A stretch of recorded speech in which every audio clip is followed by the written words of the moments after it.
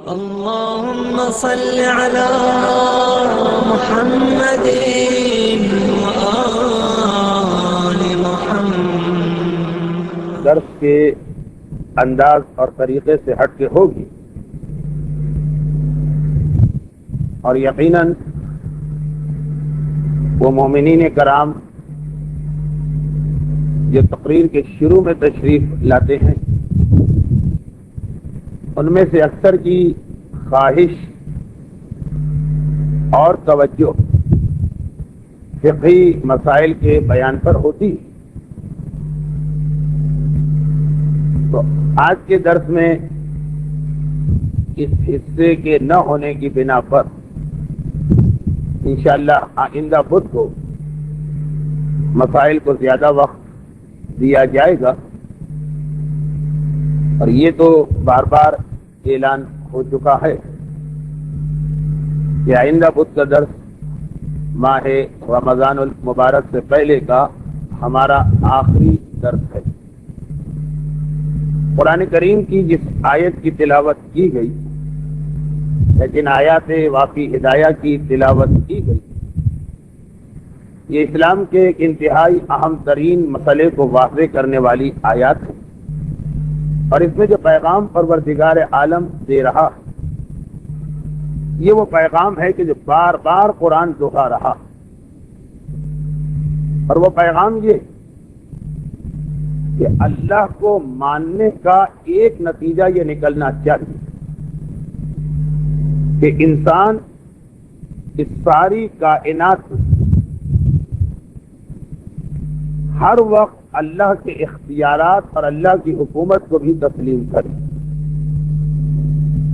اس سے پہلے بھی دروس میں یہ بات واضح ہو چکی کہ ہم میں سے اکثر افراد یہ سمجھتے ہی نہیں ہیں کہ لا الہ الا اللہ کہنے کا مطلب کیا. اسی لیے جتنے آرام، جتنے اطمینان، جتنی سہولت اور جتنی آسانی سے ہم لا الہ الا اللہ کہہ دیتے، تو ہمیں احساس بھی نہیں ہوتا کہ اگر اتنا ہی آسان تھا یہ لا الہ الا اللہ کہہ دینا، تو کفار مکہ اور مشرکین عرب نے 23 سال تک، یا بالکل صحیح کہا جائے تو 21 سال تک اسلام کی مخالفت کیوں؟ ہمارے اور آپ کے معاشرے میں لا الہ الا اللہ کا مطلب یہ ہے کہ ایک جملہ ہے زبان سے ادا کی.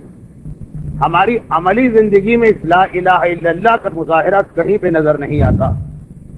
یہ کلمہ لا الہ الا اللہ جس کی مزید تشریح قرآن کی اس آیت نے کی، جسے ہر مومن اور مومنہ کو کم از کم دن میں 10 مرتبہ پڑھنے کا حکم دیا گیا، ایاک نعبد و ایاک نستعین.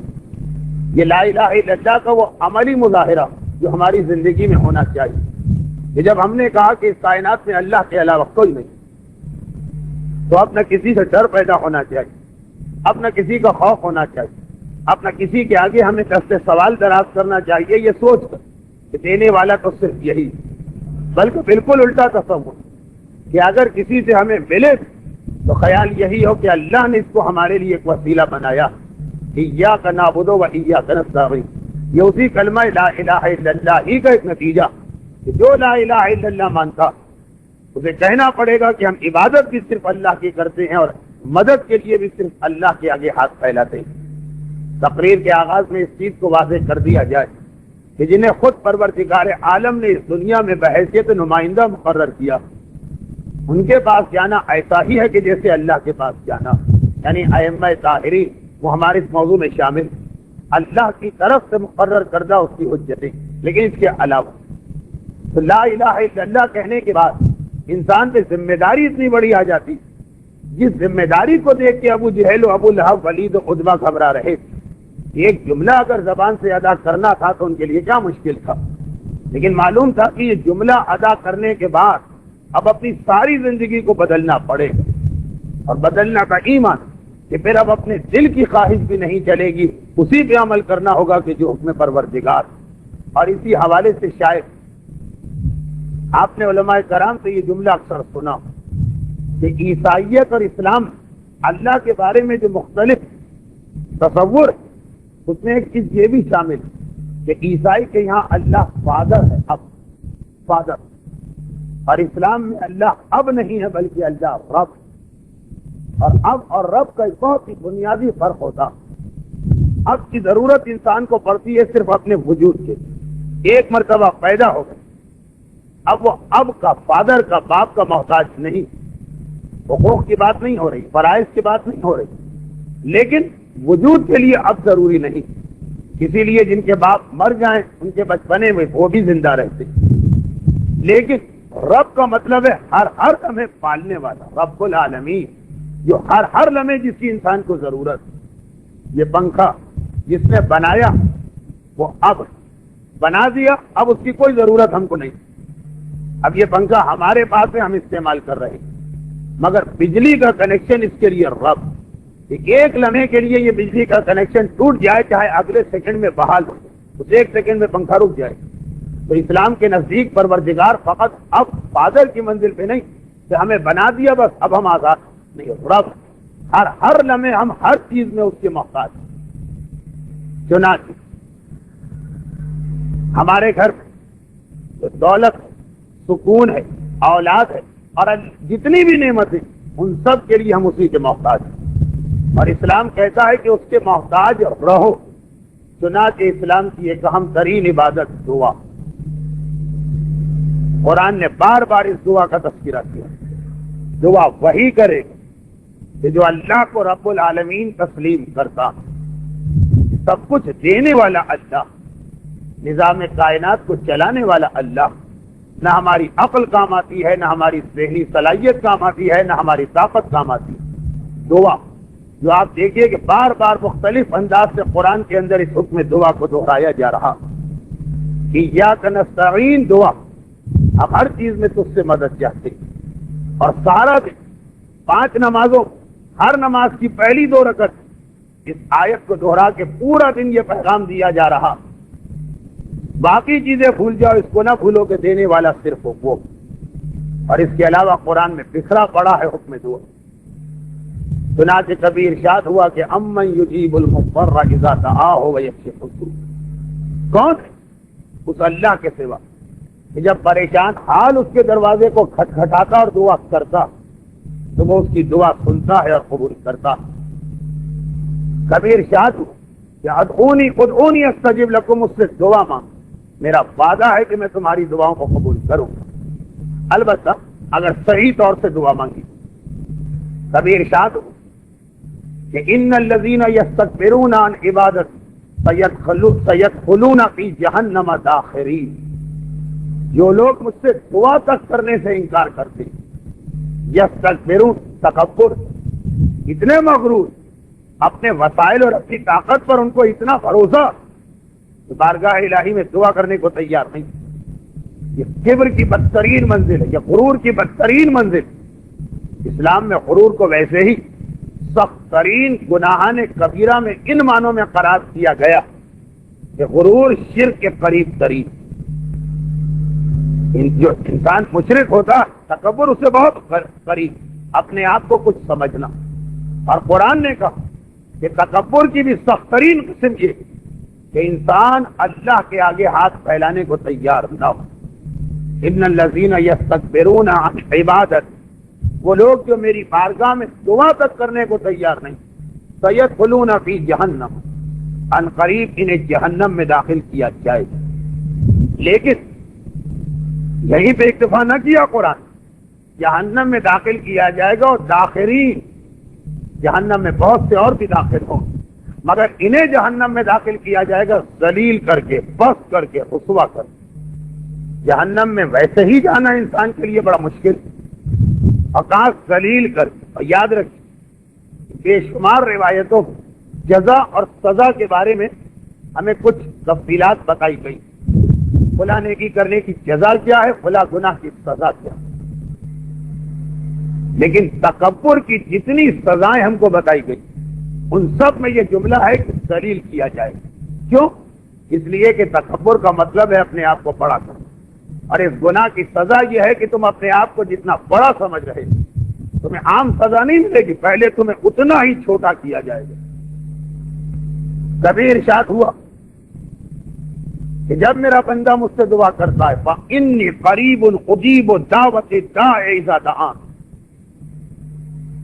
کہ میں قریب، سب سے قریب اپنے بندے کے، ادھر اس نے دعا کی اور ادھر میں نے اس کی دعا کو قبول کیا۔ خالی یہ دعا کے عنوان پہ آیتوں کو بیان کیا جائے تو بہت سارے علماء اور خطبہ کی تقاریر آپ نے سنی ہے 1 گھنٹے کی اسی موضوع،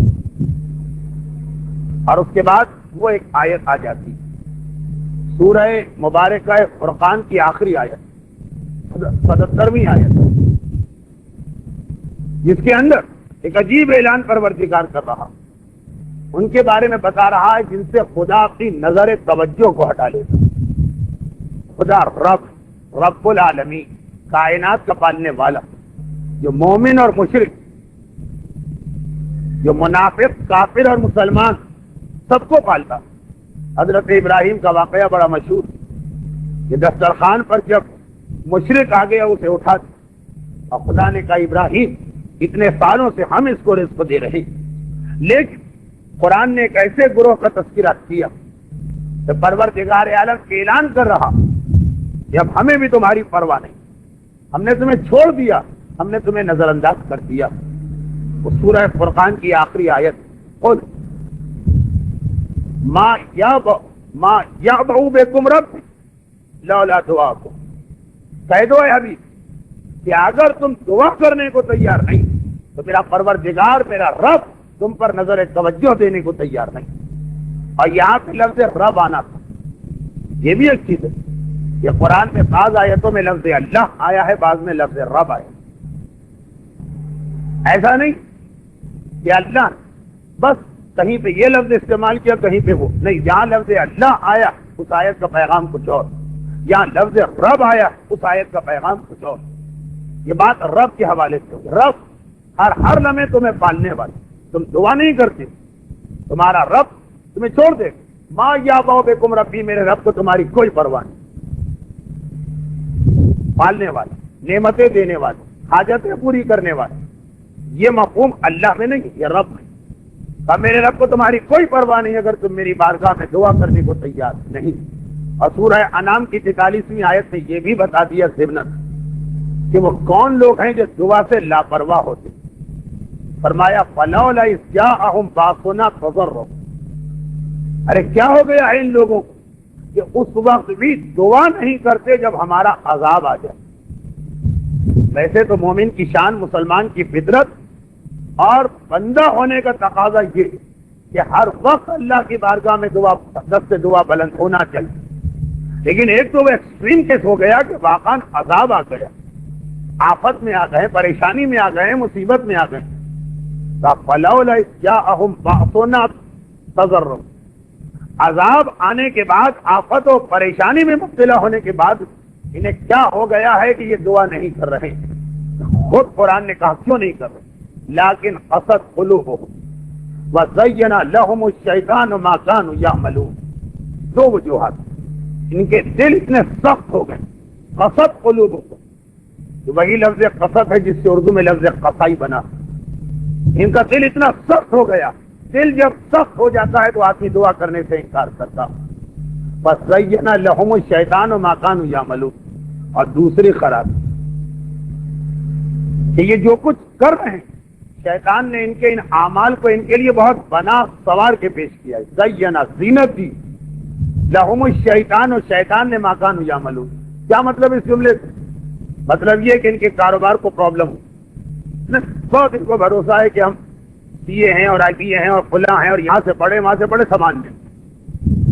شیطان نے ان کو ایک بھروسہ دیا کہ بھائی تم میں اتنی صلاحیت ہے کہ ابھی 19-20 میں آگے صحیح ہو جائے گا معاملہ۔ خاندان میں کوئی پرابلم ہے، کہا نہیں بھائی ہم معاملے کو سنبھال لیں گے، ہمیں بڑی صلاحیت، کنوینس کر لیں گے ہر ایک۔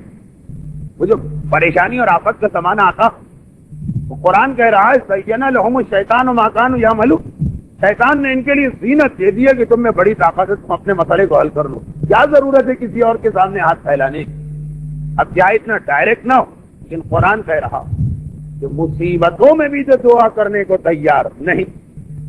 دو وجوہات سے، ایک ان کو اپنے آپ پہ اتنا بھروسہ شیطان کی طرف، اگرچہ ماہرین نفسیات کہتے کہ سیلف کانفیڈنس یا خود اعتمادی ایک اچھی صفت، مگر اسلام کہتا ہے کہ جب اس کا سلسلہ اللہ کی ذات سے ملا، کہ اللہ کی وجہ سے ایک انسان کو بھروسہ ہو، اور اگر اپنی عقل، اپنی طاقت، تو دیکھ لیجئے شہید دستقیب شیرازی کی کتاب گناہ کبیرہ کی جلد اول یا شرک کی بحث کی، وہاں یہ لکھا ہے کہ دنیا کا ایک اصول کہ جو آدمی اپنے آپ کو جس چیز کو ماہر سمجھتا آخر میں اسی میں وہ مار کھاتا۔ چنانچہ بڑا مشہور محاورہ ہے انگریزی کا بھی اور اردو کا بھی، کہ ہمیشہ وہی ڈوبتا ہے کہ جو تیراک ہوتا، جو اپنے آپ کو ماہر سمجھتا ہے سوئمنگ کا کہ مجھ جیسا ماہر کوئی نہیں ہے، وہی آخر میں جا کے ڈوبتا۔ اور علم طب کا تو ایک مانا ہوا مسئلہ، جو پرانے حکما جالینوس بقرات سب کے بارے میں تحقیق کی ہے کہ وہ جس چیز کے اسپیشلسٹ تھے اپنے زمانے میں، آخر میں اسی بیماری میں آ کے ان کی موت ہوئی۔ وہ یہی اللہ دکھاتا ہے کہ دیکھو یہ ساری چیزیں دیکھا، صلاحیت دینے والے بھی ہم، جب چاہیں گے ہم تم سے چھین لیں گے۔ چنانچہ ماہر سے ماہر آدمی بھی کہتا کہ پتہ نہیں اس موقع پہ کیا ہوا، کیسا میری عقل پہ پردہ پڑ گیا۔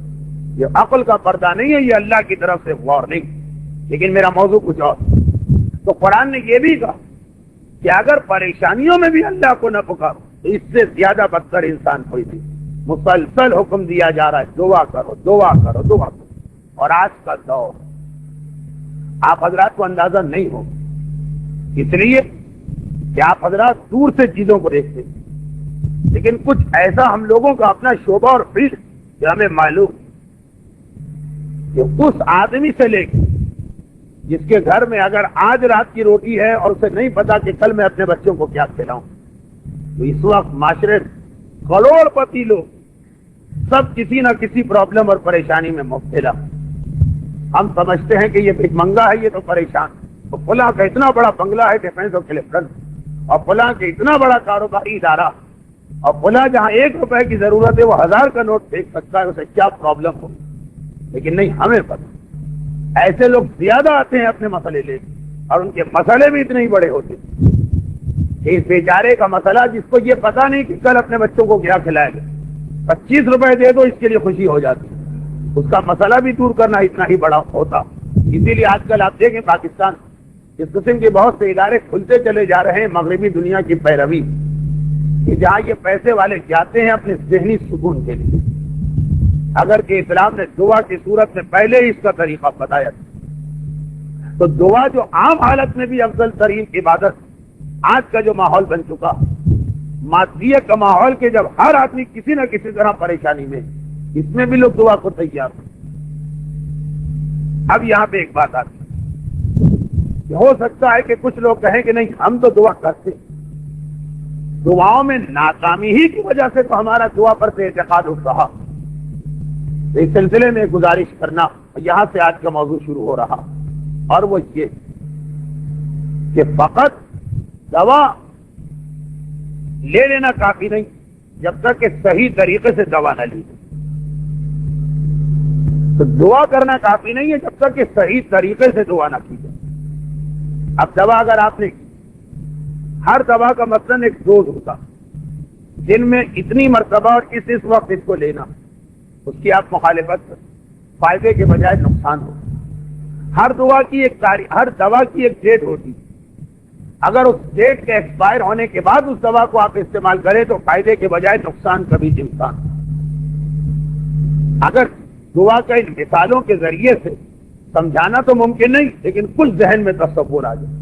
ہمارا سب سے بڑا پرابلم یہ کہ دعا کو ماننے والے، دعا پر اعتقاد رکھنے والے، وہ بھی یہ نہیں جانتے ہیں کہ یہ دعا کس طریقے سے کی جائے گی تو یہ سارے فائدے ملیں گے جو قرآن کا اعلان۔ قرآن نے وہ جو کہا دعا کرو میں قبول کروں، قرآن نے وہ جو کہا کہ امن یجیب المضطر اذا دعا ویکشف السوء، میں تمہاری پریشانی دور کروں، قرآن نے وہ جو کہا فإنی قریب اجیب دعوت الداع اذا دعان، تم دعا کرو میں تمہارے قریب ہوں اور اسی کے قریب ہوں کہ تمہاری دعا قبول کرنا۔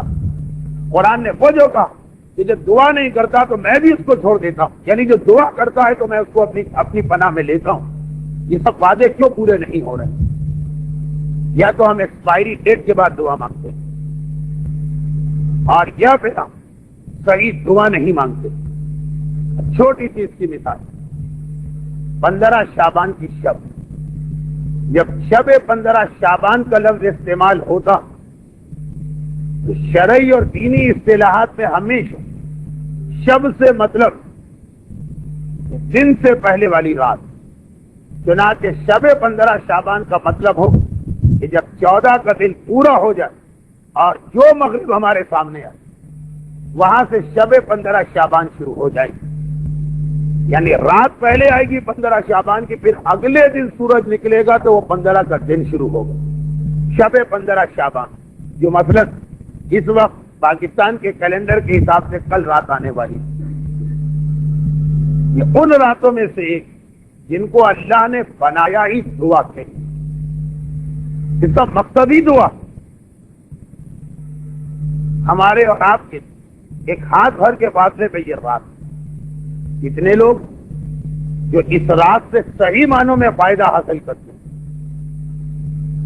میں نے اکثر ایک جملہ کہا ہے، اس لیے دہراتے ہوئے ذرا برا لگ رہا، لیکن اپنی جگہ حقیقت کہ علم طب کے ماہر کو معلوم کہ دنیا میں کوئی بیماری ایسی نہیں جو اتنی خطرناک ہو اس کا علاج نہ ہو سکے۔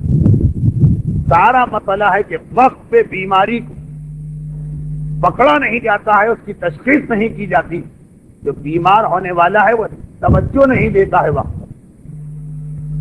چنانچہ کہ 1 یا 2 روپے کی ٹیبلٹ سے جو بیماری دور ہو سکتی، وقت پہ توجہ نہ دینے کے نتیجے میں کبھی ہزاروں اور کبھی لاکھوں خرچ کر کے علاج ممکن نہیں ہوتا۔ کہا جاتا ہے بس اب درد کم ہو جائے گا آپ کا، لیکن اس کا اب علاج نہیں، اب پھر ایک منزل آتی ہے کہ وہ درد کم کرنے کی دوا بے اثر ہو جاتی ہے۔ ہم میں سے اکثر کی یہی حالت کہ پروردگار چند مخصوص راتیں سال میں مقرر کی کہ اس میں تو مجھے اپنے بندوں کی دعائیں قبول کرنا، ان راتوں سے ہم غفلت اور باقی 350 راتیں پورے سال کی جاگ کے گزار، وہ فائدہ کبھی حاصل نہیں ہوتا۔ جو اصل کام کی رات، جو اصل دعا کی رات، جو اصل حاجتیں پوری ہونے کی رات، جو اصل مصیبتیں دور ہونے کی رات، وہ ڈیٹ تو گزر گئی، وقت کے بعد اب گاڑی تو نکل چکی، اب آپ پورا دن اسٹیشن پہ بیٹھے رہیے کہ 24 گھنٹے لگاتی تو گاڑی مل جائے گی، اس وقت 5 منٹ پہلے آ جاتے، ٹرین چھوٹنے سے تو آپ کو گاڑی مل جاتی، اب آپ 10 گھنٹے بھی یہاں بیٹھ جائیں، وہ تو جو سواری تھی وہ نکل چکی۔ اللہ نے کچھ خاص راتیں سال میں رکھی دعا قبول ہونے کی، اور ان خاص راتوں میں 2 رات سب سے الگ بنائی، ایک کا نام شب قدر جو ماہ رمضان میں، اور ایک کا نام ہے شب 15 شعبان جو اس ماہ شعبان میں۔ شعبان کہ جس کے بارے میں ہی پروردگار نے یہ بتایا کہ یہ مہینہ کیوں بنایا گیا، عربی میں شعبان کا لفظ شعب سے بنا، شیب اور شعب، شیب اور شعب کے معنی ہیں پہاڑوں کی گھاٹی، چنانچہ شیب ابی طالب تاریخ اسلام کی ایک بہت ہی مشہور جگہ، تو شیب یا شعب اس راستے کو کہتے ہیں کہ جہاں چاروں طرف پہاڑیاں، اور جب آدمی اس راستے سے زحمت اٹھا کے گزر جائے تو آگے پہ کھلا میدان آ جاتا ہے، آرام اور آسائش۔ صاحب ماہ شعبان کا مطلب ہے کہ اس مہینے کو جو صحیح طریقے سے گزار دے، رمضان کے بعد جس مہینے کے سب سے زیادہ اعمال بتائے گئے وہ یہی رجب و شعبان، بس ذرا سی یہ زحمت برداشت کر تو گویا وہ پہاڑی گھاٹیوں سے گزرا، اور اب اس کے بعد اس کے سامنے کھلا میدان آنے والا۔ بلکہ ایک روایت میں یہ کہ شعبان اس گھاٹی کا نام کہ جس میں چلتے ہوئے ذرا زحمت، اس کے بعد خیر کثیر اور نعمت کثیر تمہارا انتظار کر رہی، اسی وجہ سے اس مہینے کا نام اللہ نے شعبان رکھا۔ ہر رات کے کچھ مخصوص اعمال، زحمت و پریشانی تو ہے لیکن اس کے بعد خیر کثیر تمہارا انتظار کر رہا۔ تو ایک تو یہ پورا مہینہ ہی بنایا گیا بندوں کو کثرت کے ساتھ خیر عطا کرنے کے، اور پھر اس میں بھی شب 15 شعبان، جیسا کہ میں نے کہ سال میں دعاؤں کی راتیں اور وہ بھی بہت کم، لیکن ان دعاؤں کی راتوں میں یہ 2 راتیں شب قدر اور شب 15 شعبان یہ دعاؤں کی باقی راتوں سے بھی الگ۔ یہی وجہ کہ اس کی فضیلت کے بارے میں ہمارے پاس بے شمار احادیث آتی ہیں، اور ایک دو حدیثیں تو ایسی جو اس رات کی فضیلت ایمان سے ملا دیتی. ویسے مشہور ترین حدیث تو یہی کہ معصوم نے ارشاد فرمایا کہ جس نے اس پوری رات عبادت میں جاگ کے گزارا. جاگنا بیکار ہے اگر خالی پٹاخے پھوڑنے میں لگے رہے, گپ شپ میں لگے رہے, ادھر سے ادھر چکر لگانے میں رہے. عبادت کے عالم میں جاگ کے گزارا تو اللہ اس دن اسے آرام کی نیند سلائے جس دن ساری کائنات جاگ رہی ہوگی. وہ روز قیامت, وہ قیامت کا خوف, قیامت کا حوص, قیامت کی پریشانی کہ ماں اپنے بیٹے کو بھول جائے گی اپنی وجہ, اپنے مصائب کی وجہ. حساب و کتاب کا ایسا مرحلہ کہ بعض روایتوں میں ہے کہ انبیاء تک کے لیے اس وقت خوف کا عالم ہوگا اور جسم کانپ رہا ہوگا. اور اس وقت سب لوگ دیکھیں کہ بعض ایسے نیک بندے ہیں کہ بڑے آرام سے میدان قیامت میں سو رہے ہیں یا گاؤں تکیے سے ٹیک لگائے آرام کر رہے ہیں جب ساری کائنات ڈر رہی. معصوم کی روایت کے مطابق جسے شیخ صدوق نے جامع الاخبار میں نقل کیا کہ خوف کی وجہ سے اتنا پسینہ ہر ایک کے جسم سے نکلے 70 اونٹ اسے پی لے ان کی پیاس بجھ جائے گی, پسینہ ختم نہیں ہوگا. جو اردو محاورہ ہے کہ سورج سوانے پہ رہ جائے گا. لیکن کچھ لوگ بڑے آرام سے ہوں. گھبرا کے پوچھا جائے گا پروردگارا ساری کائنات کے مخلوق پریشان تو یہ ان کو یہ خصوصی سہولت کیوں دی گئی؟ کہا اس لیے کہ جب ساری کائنات سو رہی 15 شعبان اور شب قدر کو اس وقت یہ زحمت اٹھا کے جاگ رہے, انہوں نے زحمت اس وقت برداشت کر دی. چنانچہ اب ان کے آرام کا وقت آیا. ذرا سوچیں یہ ایک رات سال میں اور شب قدر کی 3 رات یہ جاگ کے گزارنے کی کیا زحمت ہے قیامت کی زحمت کے مقابلے. لیکن پہلی بشارت تو یہ دی گئی کہ جس نے 15 شعبان کی رات عبادت کے عالم میں جاگ کر گزاری. البتہ لفظ عبادت عرفی, اس کا مطلب یہ نہیں کہ مغرب سے لے کے فجر تک 1 سیکنڈ میں انسان مصلی سے نہ ہٹے, یعنی رات کا اکثر حصہ عبادت میں گزرے. اس کے لیے یہ چھوٹی زحمت, بلکہ قیامت کو دیکھیں تو نہ ہونے کے برابر زحمت, قیامت میں آرام. یہ 15 شعبان کی فضیلت میں پہلی حدیث ہمارے سامنے آتی. مجھے معلوم کہ ہمارے معاشرے میں جاگنے کا رواج, مگر کیسا جاگنا یہ سن. اسی 15 شعبان کے بارے میں ایک اور حدیث آتی جس میں امام معصوم یہ ارشاد فرماتے ہیں کہ یاد رکھ اس رات کو پروردگار عالم نے قسم کھائی یا قسم کھاتا, یعنی ہر سال 15 شعبان شروع ہوئی رات اور اللہ نے اسی وقت قسم کھا کے اعلان کیا کہ آج جو میرے پاس دعا کے لیے آئے کوئی خالی ہاتھ واپس نہ جائے سوائے اس کے کہ اس کی دعا گناہ کی دعا. پھر کچھ اور لوگوں کا ایکسپشن کیا گیا, وہ انشاءاللہ اس کے بعد کی حدیث. لیکن اعلان یہ کہ آج ہر ایک کو عطا ضرور کیا جائے. اور معصوم نے کہا اسی حدیث میں یہ بھی یاد رکھو کہ اللہ نے شب قدر بنائی اتنی فضیلتوں والی رات اور وہ ہمارے جد رسول خدا کو دے. اے حبیب یہ تیری رات, اور شب 15 شعبان بنائی اور وہ ہم آل محمد کو دے کہ اے گروہ معصومین یہ تمہاری رات. تو جو رسول کا مقام ہے ساری کائنات وہ شب قدر کی منزلت ہے ساری کائنات, اور جو ہمارا مقام ہے ساری کائنات وہ 15 شعبان کا مقام ہے سارے سال. دیکھ معصوم نے 15 شعبان کی فضیلت کو اپنی فضیلت سے ملا دی کہ جو رسول ساری کائنات میں حیثیت رکھتا وہ گویا سال کی 360 راتوں میں شب قدر کی حیثیت. مگر ہمارا عقیدہ کہ رسول کے فوراً بعد آل رسول کا مقام, بس کہا کہ یہ ہماری رات ہے اور اس کو سال کی تمام راتوں پہ وہی فضیلت حاصل جو ہمیں اللہ کی تمام مخلوقات پہ فضیلت حاصل. اس کے بعد ہمارے پاس معصوم کی ایک تیسری حدیث آتی, تیسری, چوتھی اور 5ویں, یہ 3 الگ الگ حدیثیں جس کے اعتبار سے میں اس کل آنے والی رات کے بارے میں یہ گزارشات کر رہا ہوں. اتنی افضل رات ضائع نہ ہو جائے. افسوس ہوتا جب کسی کو یہ رات ضائع کرتے ہم دیکھتے. دیکھیے ایک آدمی نے رسی اٹھا کے پھینک دی, ہمیں کیا افسوس. ایک آدمی نے پرانے اخبار اٹھا کے گھر سے باہر پھینک دی, ہمیں کیا افسوس. ایک آدمی نے پڑھی ہوئی کتاب گھر سے پھینک دی، بہرحال اس کو تھوڑا افسوس ہو، اور ایک آدمی ہیرے جواہرات تو سونے کو اٹھا کے پھینک رہا، اس بیچارے کی حالت پہ افسوس ہوتا ہے کہ پاگل ہے یا صحیح العقل، کیا کر رہا؟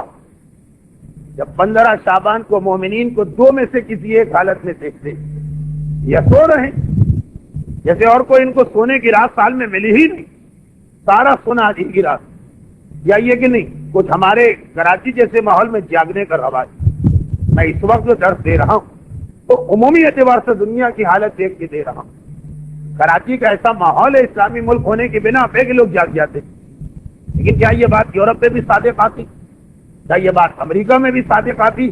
حتیٰ یہ کہ ہندوستان کی حد تک اور پاکستان میں بھی بعض ایسے چھوٹے شہر اور دیہات عمومی بات، ان کو دیکھ کے بھی افسوس ہوتا کہ ہائے یہ بیچارے جنہیں اتنی عظیم رات ملی ہے جیسے آل محمد جیسے عظیم رہبر ملے، اور ان کو پتہ ہی نہیں کہ یہ کتنا بڑا نقصان کر رہے ہیں۔ جیسے ہمارے برابر امام معصوم آ کے بیٹھے، ہمیں پتہ ہی نہ ہو کہ کون آئے، وہ آئے، وہ بیٹھے اور وہ چلے گئے، اور ہم نے نہ نظر توجہ کی، نہ ہاتھ ملایا، نہ بوسہ دیا، نہ اپنی حاجت پیش کی، چلے گئے۔ تو کسی نے کہا رہے تمہیں کیا ہوا؟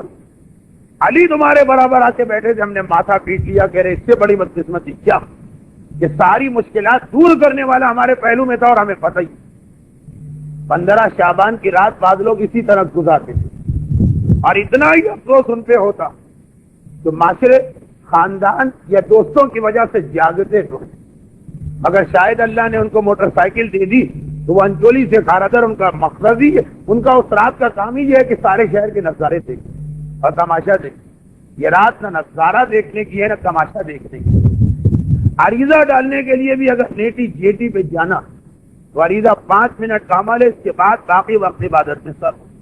ہاں، جیسا میں نے کہا کہ عبادت کا مطلب یہ نہیں کہ اگر 14 گھنٹے کی رات ہے تو ایک ایک منٹ، لیکن اکثر حصہ اس رات کا، جبکہ معصوم فرما رہے ہیں، یہ 3 حدیثیں سنی، معصوم فرما رہے ہیں کہ اللہ اعلان کیا ہے کہ اس رات کے 4 نام، لیلۃ القدر کا تو ایک ہی نام ہے کہ یہ قدر کی رات، شب قدر، اس رات کے 4 نام اللہ نے رکھے، کہا کہ ہیا لیلۃ البراءۃ وہیا لیلۃ البرکت وہیا لیلۃ الرحمت وہیا لیلۃ الصبر۔ اللہ اعلان کر رہا کہ یہ 15 شعبان کی رات کو عام رات نہ سمجھو۔ وہ باقی جو حدیثیں سنی اس کے بعد یہ 3 حدیثیں جس میں خصوصیت کے ساتھ دعاؤں اور نعمتوں کے حوالے سے کچھ ذکر، سنو کہ یہ رات براءت کی رات ہے، شب براءت، یہ لفظ ہمارے یہاں فارسی کا لفظ استعمال، یہ حدیث کا جملہ، برات نہیں کہ کچھ دلہا دلہن کو ہم ڈھونڈ رہے ہیں، براءت، بری کرنے کی رات۔ آج کی رات میں ہر ایک کو بری اور آزاد کروں، جو جہنم میں ہے جہنم سے بری ہو، جو عذاب دنیا میں ہے عذاب دنیا سے بری ہو، جو مصیبتوں میں ہے مصیبتوں سے بری ہو۔ حتیٰ یہ کہ اس رات قبیلہ بنی کلب جتنے جانور، بھیڑ، بکریاں، گوشت، ان کے جسم پر جتنے بال، ان سارے بالوں کو ملا کر گناہگار آتش جہنم سے بری کیے جاتے ہیں، اس لیے کہ رات ہی بری کرنے کی رات، لیکن خالی برات نہیں، ولیلۃ البرکہ، یہ برکت حاصل کرنے کی رات، ولیلۃ الرحمہ، اور یہ رحمت کی رات ہے، ولیلۃ الصبر، اور یہ معاہدے کی رات ہے کہ جو عبادت تم کرو گے ہم تمہیں کئی گنا اجر دیں گے۔ جس نے اس رات کو کھو دیا اس نے اپنی برات اور آزادی کو کھو دیا، جس نے اس رات کو کھو دیا اس نے اپنے گھر کی برکتوں کو کھو دیا، جس نے اس رات کو ضائع کر دیا اس نے رحمتوں کو ضائع کر دیا، جس نے اس رات کو ضائع کر دیا اس نے اعمال کے اجر کے ایگریمنٹ کو ضائع کر دیا۔ ایک اور حدیث، یہ بھی بڑی عجیب حدیث، مفاتیح الجنہ میں شیخ عباس قمی نے اس حدیث کو لکھا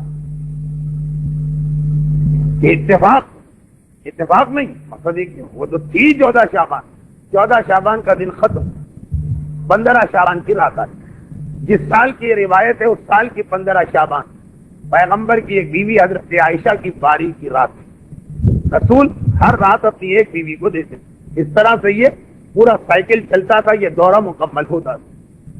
یہ شیخ عباس قمی کی روایت ہے، مفاتیح تو یقیناً کل آپ دیکھیں، یہ روایت بھی اس میں نظر آئی کہ حضرت عائشہ کہتی ہیں کہ رات آئی تھوڑی دیر کے بعد ہم لوگ سو گئے. پرانے زمانے میں عشاء کے بعد لوگ سو جاتے, میں سو گئی. آدھی رات کے قریب میری آنکھ کھلی تو میں نے دیکھا کہ بستر رسول خالی. بے اختیار میرے دل میں خیال پیدا ہو کہ کہیں ایسا تو نہیں کہ باری میری ہے, رسول کہیں اور چلے گئے. میں نے چادر کو اوڑھا اور رسول کی تلاش میں نکلی. اب یہ حجرے اتنے قریب قریب ہیں, مثلاً اسی ایک ہال میں 12 حجرے, کہیں رسول نظر نہ. پریشانی کے عالم میں واپس آئے تو میں نے دیکھا کہ رسول اس وقت اپنے حجرے میں, جو حضرت عائشہ کے حجرے سے ملا ہوا. اب میری نگاہ پہلے اس لیے نہیں پڑی کہ رسول نے اپنے آپ کو جسم سے اتنا, اپنے جسم کو زمین سے اتنا چپکا دیا جیسے کپڑا زمین پہ رکھ دیا گیا, اور سجدے کے عالم میں وہ دعا پڑھ رہے جسے شیخ عباس قمی نے منتہل مفاتیح اعمال شب نیمہ شعبان میں درج کیا. خیر وہ دعا تو اپنی جگہ. پھر میں نے دیکھا کہ ایسا لگا کہ یہ سجدہ مکمل ہوا, رسول کا سر اٹھ رہا. تیزی سے دوڑ کے واپس اپنے بستر پہ آ کے لیٹی, رسول بھی آ گئے. اب کیونکہ میں بڑی تیزی سے آئی تھی کہ کہیں ایسا نہ ہو کہ رسول مجھے دیکھ لیں کہ میں ان کے پیچھے پیچھے ہوں, تو سانس بہت تیز تھی, چڑھی ہوئی تھی. رسول میرے بستر کے قریب آئے, ایک جملہ کہا کہ تم نے یہ بدگمانی کیوں کی؟ یاد رکھو کہ آج کی رات اتنی عظیم ترین رات, کہ آج کی رات 3 اہم ترین مسئلے تو حل ہونا ہی. لوگوں کی روزی کا مسئلہ. سارا سال لوگ آتے ہیں کہ مولانا پتہ نہیں کاروبار میں کیا ہو گیا, پتہ نہیں رزق میں کیا ہو گیا, پتہ نہیں کس نے جادو وادو کر کے ہمارے رزق کو بند کر دیا. اس نے کچھ کیا یا آپ نے وہ رات ضائع کر دی جب اللہ آپ کی روزی کو لکھ رہا تھا؟ اور اسی رات میں موت کا فیصلہ ہوتا. موت جو ہر آدمی کو قبول کرنے کے لیے تیار تو رہنا چاہیے, لیکن اپنی جگہ بعض مجبوریوں کی بنا پہ انسان, چھوٹے چھوٹے بچے میں مر گیا تو ان کا کیا ہو. اگرچہ اللہ ہے دیکھنے والا, مگر اس خیال کو اللہ نے برا نہیں سمجھا. فیصلہ آج ہو رہا. اور حج تو اپنی جگہ اتنی اہمیت رکھتا کہ شب قدر اور شب نیمہ شعبان دونوں میں پروردگار نے شوق دلانے کے لیے کہا کہ حاجیوں کا فیصلہ ہو رہا. ہم دیکھتے ہیں کہ اسلام آباد میں کیا ہو رہا ہے. قرآن دازی میں پروردگار کہتا ہے کہ اصل چیز شب نیمہ شعبان. رائے عائشہ یہ 3 اہم ترین مسئلے آج حل کیے جا رہے ہیں, گویا جس نے اس رات کو ضائع کر دیا. اب میں بار بار لفظ سونا اس لیے نہیں لانا چاہتا کہ ہمارے ماحول میں لوگ اس رات کو جاگتے ہیں تو سمجھیں گے کہ حدیث ہم سے متعلق نہیں, ضائع کر دی. جاگ کے بھی بہت سے لوگ ضائع کرتے ہیں. اس نے اپنی روزی کا دروازہ خود بند کیا. ویسے تو سال میں جب کبھی دعا مانگے اللہ قبول کرے گا, لیکن آج تو مسئلہ یہ تھا کہ اللہ لکھ رہا تھا کتنی روزی, اور انتظار کر رہا تھا کہ آدمی کتنی روزی مانگتا. آج ہی ہماری توجہ اس طرف نہیں. ہاں بینک کی نوکری مانگیں گے وہ کبھی نہیں ملے گی, اس لیے کہ وہ حرام والی دعا. لیکن حلال و پاکیزہ رزق آج ہی اللہ عمر کا فیصلہ کر رہا تھا, اور آج ہی اللہ حج کا فیصلہ اس طرح کر رہا ہے, لکھا نہیں ہے, ابھی انتظار کر رہا ہے کچھ بولے گی. یہ چیز تینوں چیزیں اس نے کھو دی جس نے آج کی رات گپ شپ سیر و تفریح میں گزار. اور ایک آخری حدیث جس کے بعد میں اس حصے پہ آتا ہوں جو میرے اعتبار سے ان تمام کے بعد ہر ایک کے ذہن میں پیدا ہونا چاہیے. اور آخری حدیث تو بڑی عجیب, انسان کا جسم واقعا کانپ اٹھتا جب پروردگار کا یہ اعلان سنتا. یہ یاد رکھیے کہ شب 15 شعبان معصومین کی مانند رات. تو کبھی ایسا ہوتا کہ بعض چیزیں شب قدر میں بھی نہیں, شب نیمہ شعبان میں. جیسے ایسے واقعات ہیں کہ رسول نہیں, بعض چیزیں رسول کی اولاد کے حوالے سے پروردگار نے لوگوں کے لیے قبول کی. معاذ اللہ درجے کی بات نہیں, لیکن ایک کبھی طریقہ ہوتا ہے چھوٹوں کے ذریعے کوئی چیز عطا کرنے. اپنے گھر میں بھی آتی کبھی اس کا آتی کہ بجائے خود دینے کے پسند کرتا ہے کہ اپنے چھوٹے بچے کے ذریعے سے چیز دلوائے. اب حدیث کا جملہ آ گیا. کیا جملہ ہے کہ اللہ اعلان کرتا کہ سارا سال بندے اپنی حاجتیں پیش کر کے انتظار کرتے کہ میں کیا کرتا ہوں, کیا کارروائی ہوتی. حاجت ہم پیش کرتے ہیں, اب انتظار کرتے. اور آج کی رات میں رحمت برکت اور نعمت کے سارے دروازے کھول کے میں انتظار کرتا ہوں کہ کون مانگنے والا آ رہا ہے اور کون لینے والا آ رہا. سارا سال ہم انتظار کرتے, دعا تو کر, وہاں آسمانوں پہ کیا فیصلہ ہو. کل کی رات ایسی رات آئے گی خدا انتظار کرے گا, نعمت کے خزانے بھی کھول دی, برکت کے خزانے بھی کھول دی, رحمت کے خزانے بھی کھول دی, اور انتظار ہے کہ ہے کوئی آنے والا جو آ کے مفت لے گی. سارا سال ہم پکارتے ہیں یا اللہ یا اللہ, کل کی رات کو اللہ پکار رہا ہے کہ یا عبدی یا عبدی, اے میرے بندے آ, آج کی رات تو لنگر کھلا ہے, میں دینے کو تیار. اگر اس رات کو کسی نے ضائع کر تو وہی باقی ساری رات انتظار, باقی سال کی ساری راتیں انتظار کی رات. کل کی رات الٹا مسئلہ, وہاں انتظار ہو رہا ہے کوئی آئے اور اس کو دیا جائے, کوئی آئے اور اس کو دیا جائے. اتنی اہم اور اتنی فضیلت والی رات. لیکن ہاں وہ اصول اپنی جگہ کہ ما من عام من الا وقد خصا, کہ ہر حکم کچھ لوگوں کو نکال دیا جاتا, استثناء ہوتا, ایکسمپٹ ہوتے. وقت کی کمی اور موضوع کی طوالت کی وجہ سے صرف 2 حدیثیں پیش کروں گا, ایک قاعدہ ہے کل 2 حدیثیں ہیں. ایک حدیث میں ہے, ایک تو خاص شب برات کی حدیث. یہ ساری حدیثوں کے بعد معصوم نے فرمایا مگر 14 گناہگار ایسے کہ اللہ ان کی دعا کو شب برات بھی قبول نہیں کرتا. جس رات کے بارے میں اللہ اعلان کر رہا کہ آج میں انتظار کے عالم میں بیٹھا ہوں, ہر وہ چیز دینے کے لیے جو بندہ مانگنا چاہتا. ایک رات جاگ کے زحمت اٹھاؤ, سارا سال سو دو, اور ایک رات سو جاؤ, سارا سال پریشان رہو. رزق کا مسئلہ, دشمن کا مسئلہ, اولاد کا مسئلہ, بیٹیوں کی شادی کا مسئلہ, ہزاروں مسئلے. ایک رات جاگ کے اپنے سارے مسئلے حل کرا دو, سارا سال آرام کرنا. یا ایک رات تمہیں بہت نیند آ رہی ہے, یا شاید پہلی مرتبہ یہ سارے دوست تمہیں ملے ہیں کہ ان کے ساتھ وقت گزار دو, نتیجے میں سارا سال ٹکریں مارنا پڑے. بات بدل جائے گی جب اللہ دیکھنے والا, اور جب ہم جا رہے ہیں اور دروازے بند ہیں, ہمیں کھلوانا. وہ تو حدیث کا جملہ در اجابت کھلوانا پڑتا. لیکن 14 گناہگار آج کی رات یعنی شب برات دعا قبول نہیں. رابی نے گھبرا کے پوچھا مولا وہ کون سے 14؟ کہا نمبر 1 مشرک. کافر و مشرک والا نہیں, مسلمانوں میں جو شرک کا ارتکاب کر رہے ہیں. شرک ایک تو اللہ کی ذات میں, وہ تو کوئی مسلمان نہیں کرتا, لیکن شرک خدا کے افعال میں, شرک خدا کی صفات میں. اس کی تفصیل میں جاؤں گا, ایک پوری الگ تقریر ہو جائے گی. تفصیل اس کی ملاحظہ کرنا ہے تو وہی گناہان کبیرہ شہید دست غیب شیرازی پہلی جلد کا پہلا ہی گناہ شرک تفصیلات. یہ مشرک سے مطلب وہ والا مشرک نہیں, حدیث تو مسلمان مومن کے بارے میں.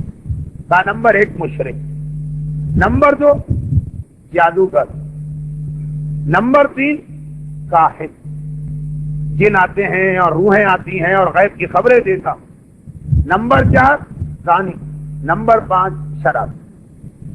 14 میں سے پہلے 5 وہ, یہ اکثریت اطمینان کا سانس لے گی کہ الحمدللہ ہم اس میں سے نہیں. لیکن اس کے بعد جو آ رہے ہیں, نمبر 6 چغل خور, ادھر کی بات ادھر, ادھر کی بات ادھر. اور اس سے بڑا چغل خور کون ہوگا جو اسی شب برات کے اندر یہ عمل کر رہا. نمبر 7 کینہ پرور. ہم لوگ معصوم نہیں, ایک کی ذات سے دوسرے کو, دوسرے کی ذات سے تیسرے کو تکلیف پہنچتی. سلو صفائی ہو گئی مگر پھر بھی دل میں انتقام کا جذبہ یا دشمنی لے کے بیٹھے. خاندانوں میں اکثر ایسے واقعات ہوتے. کینہ پرور. نمبر 8 عاق والدین. اگرچہ عاق والدین بدترین گناہ, مگر شب برات کی حدیث میں اس کو 8ویں نمبر پہ بتائی, اسی لیے کہ اس سے پہلے والے گناہ کو بھی انسان اہمیت دی کہ امام نے جسے آنکھ سے پہلے ذکر کیا ہے وہ کتنا بڑا گناہ. نمبر 9 قاطع رحم, جو رشتہ دار کا حق ادا نہیں کرتا. نمبر 2 حسد کرنے والا. ہم پہلے 5 میں تو نہ, الحمدللہ نہ شرک ذات ہے, نہ شرک صفات ہے, نہ شرک افعال. کاہن نہیں, الحمدللہ شراب زنا سے بچی, مگر حسد, چغلی, والدین کی بے احترامی, لیکن یہ بھی اس کے بعد آئے.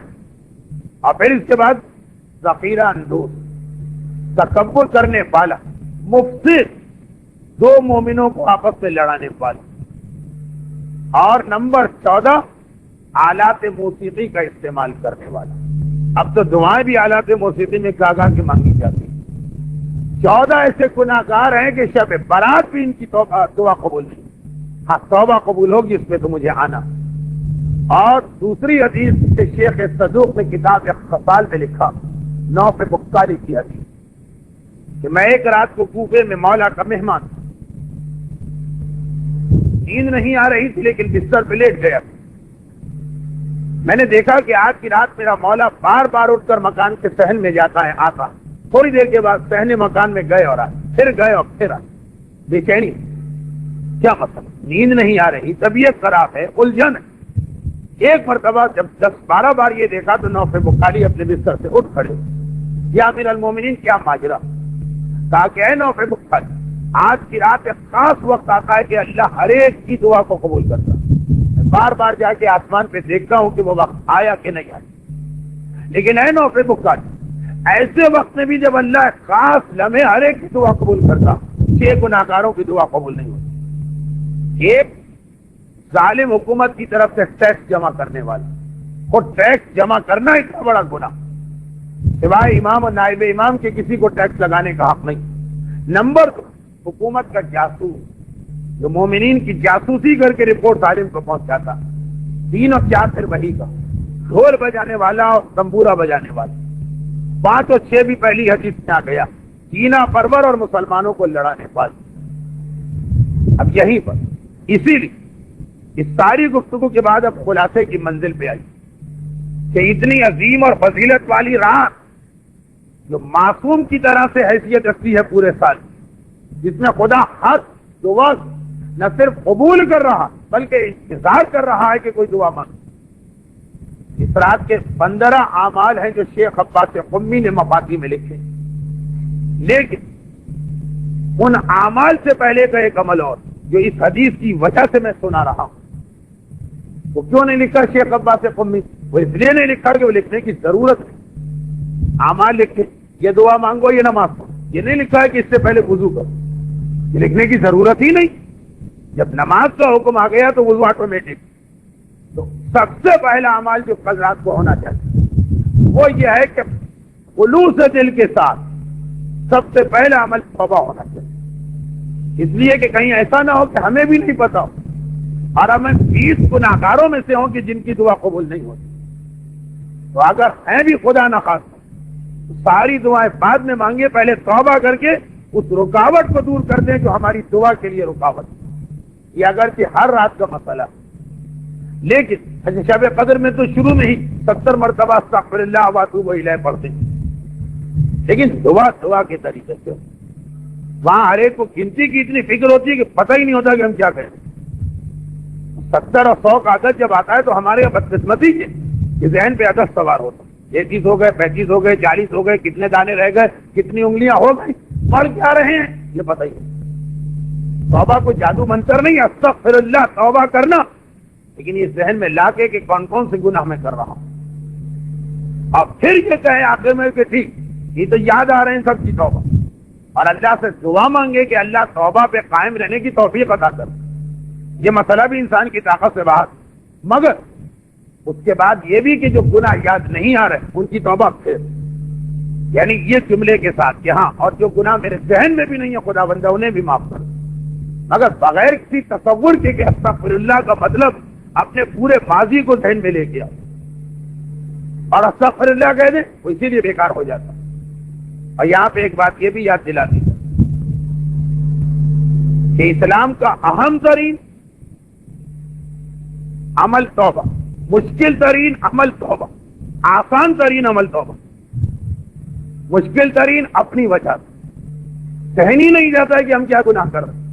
استغفر اللہ اگر آپ کسی سے کہیے کہ بھائی یہ استغفر اللہ پڑھو اپنے گناہ کو یاد کرو، 10 منٹ تو سوچے گا کہ میں کوئی گناہ بھی کر رہا ہوں کہ نہیں کر رہا ہوں. شاید میں امام معصوم. یہ مسئلہ پیش آتا ہے میرے ساتھ کیونکہ حج کے دوران ایک منزل آتی جب کہا جاتا ہے کہ کچھ دیر چپ بیٹھ کر اپنے گناہوں کی گنتی کرو. لوگوں سے گنتی نہیں ہو پاتی، انگلیاں نظر آتی ہے، پہلی پہ انگلی اٹک گئی، جیسے اب کوئی گناہ ہی نہیں ہے، پہلا گناہ بھی سمجھ میں نہیں آ رہا، یہ انگلی آگے نہیں بڑھ رہی. اس لیے کہ ہر آدمی یہی سمجھتا ہے کہ مجھ سے زیادہ متقی اور مقدس انسان اس دنیا میں کون. اس لیے توبہ مشکل ترین ہے اپنے گناہوں کو، اپنے آپ کو ننگا کرنا، لیکن جس کی بارگاہ میں توبہ کی جا رہی ہے اس کی رحمت کو دیکھ لو تو آسان ترین عمل، اس لیے کہ کل رات کے لیے ایک مخصوص دعا ہے دعائے قمیل، اسی میں کہا گیا یا سری الرضا، اے سب سے جلدی راضی ہو جانے والے۔ یہ معاشرے میں آپ نے دیکھا ہو کہ ساری زندگی آپ نے کسی کی خدمت کی، ایک چھوٹی سی غلطی ہو ماس کی دال کی طرح اینٹ جائے، ہاتھ جوڑے پیر جوڑے درخواست کی معافی مانگی لیکن وہ اکڑے جا رہے ہیں۔ اور وہ یہ جو ہمارا اتنا بڑا آقا اور ہم نے اس کے اتنے گناہ کیے، اس کی صفت یہ ہے یا سری الرضا، ایک مرتبہ کوئی کہہ دے کہ اے خدا میں نے غلطی کی ہے، وہ اتنی جلدی راضی ہو جاتا، جلدی راضی ہو جانے والا یا سری الرضا۔ توبہ وہ عمل ہے کہ جہاں سے اعمال شروع ہونا چاہیے، کل رات کی اعمال توبہ، اس کے بعد تو الحمدللہ مفاتی ہمارے پاس ہے جس میں 15 اعمال لکھ دیے گئے، مگر کچھ خصوصی چیزیں آپ کو یاد دلا دی جائیں۔ غسل مفاتی میں لکھا ہے، لیکن اس غسل کو واقعاً اسی نیت کے ساتھ انجام دیا جائے جو معصوم نے کہا، کہ جیسے اپنے گناہوں کو دھو رہے، یہ خیال کرو کہ جو غسل کر رہے محل کچیل بھی نہیں، گناہ تمہارے جسم پہ چمٹے ہوئے، اس نیت کے ساتھ غسل کرو کہ میں ان گناہوں کو دھو رہا ہوں۔ خود غسل بھی ایک توبہ کا طریقہ بننا چاہیے، تصور کے ساتھ کہ آج کی رات اپنے جسم کو اس قابل کر دینا کہ یہ جنت میں جا سکے، اس لیے کہ بہت سے جسم گناہوں کی نجاست کی بنا پہ جنت میں داخل نہیں ہو پاتے۔ معصوم کا وہ جملہ کہ میں تم سے کیسے ہاتھ ملاؤں، تم ایک نامحرم عورت سے ہاتھ ملا کے آ رہے، ہاتھ پہ شراب لگی ہو تو جتنا یہ نجس اتنا ہی اگر نامحرم سے مس ہے تو یہ ہاتھ نجس۔ تو یہ غسل کے لیے جملہ کہ اس طرح غسل کر، جیسے تمہارے جسم پر میل نہیں ہے، گناہ چپکے ہوئے انہیں ہٹانا، اور جیسے یہ تمہارا آخری غسل ہے غسل میت، اسی حالت میں جنت میں جانا۔ خیر، ایک تو غسل کی بڑی فضیلت، پھر زیارت امام مظلوم، جو ویسے ہی سال میں ہر اہم اعمال کی رات میں، لیکن کل کے بارے میں تو معصوم نے عجیب طریقے سے یہ جملہ نقل کیا۔ زیارت تو ہر ایک پڑھے گا، مگر یہ حدیث ذہن میں، امام اپنے ماننے والوں سے خطاب کر رہے ہیں، ابھی کوئی تذکرہ نہیں کیا شب 15 شعبان، کہا کہ کیا تم میں سے کسی کا دل چاہتا کہ 1,24,000 انبیاء سے اسے ہاتھ ملانے کا موقع دے؟ زیارت کی بات نہیں کہ مصافحہ، مقام انبیاء جن کے علم میں ہے، عظمت انبیاء جن کے علم میں ہے، مجمع کھڑا اٹھ، بزند رسول کا ایسا موقع مل سکتا؟ اور کہا کہ نہ صرف 1,24,000 بلکہ اس میں 5 اولے العزم انبیاء، جناب نوح، جناب ابراہیم، جناب موسیٰ، جناب عیسیٰ اور ہمارے جد، ان سب سے ہاتھ ملانا کوئی چاہتا؟ امام نے کوئی کی بات کی، مجمع تڑپا، مولا کوئی طریقہ بتائی، کہا جو 15 شعبان کی رات کو ہمارے جد امام مظلوم کی زیارت پڑتا، 1,24,000 انبیاء جو اس رات کو خدا سے درخواست کرتے، لفظ درخواست ہے کہ اے پروردگار ہمیں دنیا میں جا کے زیارت حسین کی توفیق عطا فرما، اللہ کی اجازت ملتی، وہ آتے اور دور و نزدیک میں جو بھی زیارت امام پڑھ رہا، یہ 1,24,000 انبیاء اس سے مصافحہ کر کے جاتے، چاہے اس کو معلوم نہ ہو مگر اس سے مصافحہ ہوتا۔ زیارت امام مظلوم، یہاں بھی ایک ٹیکنیکل بات بتا دی جائے کہ زیارت وارثہ مکمل ترین زیارت، لیکن خاص 15 شعبان کے لیے امام نے ایک الگ زیارت بتائی، تو زیارت وارثہ بھی پڑھ، اور جو خاص کل رات کی زیارت وہ بھی مفاتی میں آپ کو مل جائے، وہ بھی آپ پڑھ۔ یہ زیارت امام مظلوم انتہائی اہمیت۔ خیر، دعائے قمیل اس کے تو اجتماعات ہونے لگے ہیں کراچی میں، مگر یہ یاد دلا دیا جائے کہ سال میں پورے سال دعائے قمیل آئی ہی 15 شعبان سے، یعنی سال میں شب جمعہ تو پڑھ، لیکن جو مخصوص تاریخیں، ہم 27 رجب کو بھی پڑھیں تو ثواب ہے، ہم شب قدر میں بھی پڑھیں تو ثواب، ہم 18 ذی الحجہ کی رات کو بھی پڑھیں تو ثواب، لیکن معصوم نے جس رات کو دعائے قمیل سے ملایا ہے وہ کل ہی کی رات، خاص یہ دعائے قمیل کل کی رات۔ اس کے بعد مفاتی میں ایک اور عمل لکھا ہے جس کو لوگ نظر انداز کرتے ہیں، لیکن یہ یاد رکھیں کہ کل کی رات کے اہم ترین اعمال میں یہ عمل شامل ہے، جس کے بارے میں 2 جملے پہلے سن لیں کہ معصوم نے فرمایا کہ یہ وہ عمل جو مومن کو روزانہ کرنا چاہیے، روزانہ ممکن نہ ہو تو ہفتے میں 1 مرتبہ، ہفتے میں 1 مرتبہ ممکن نہ ہو تو مہینے میں 1 مرتبہ، اور مہینے میں 1 مرتبہ بھی ممکن نہ ہو تو 15 شعبان تو ضروری اس عمل کو انجام، خاص 15 شعبان کا لفظ. اور دوسری حدیث کہ یہ وہ عمل جو رسول خدا کا ایک ایسا تحفہ جو دنیا کے تمام سونے اور چاندی سے بہتر مانا گیا. مولا کے بڑے بھائی جناب زینب کے خسر حضرت جعفر طیار اس دن مدینے آئے. ان کو رسول نے مکے ہی سے حبشہ بھجوا دیا کئی سال کے بعد، یعنی 15 سال کے بعد یہ واپس آ رہے ہیں ہجرت کر.